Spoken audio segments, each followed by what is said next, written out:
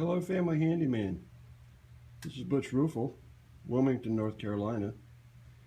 I actually live in Rocky Point, but I had a little problem with this connection here on my wonderful, I won't mention the name of the store that sells these things, but it was rather cheap.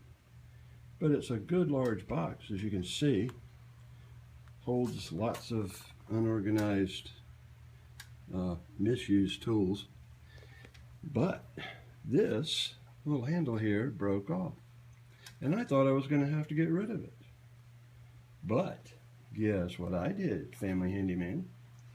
I drilled a couple of holes here and here, and using sorry about the video, using our wonderful invention plastic clip ties, I inserted them into the drilled holes, as you can see, pulled tight, and ended up with a perfectly good repair job,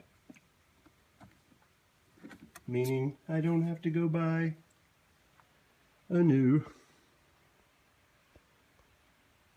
toolbox again.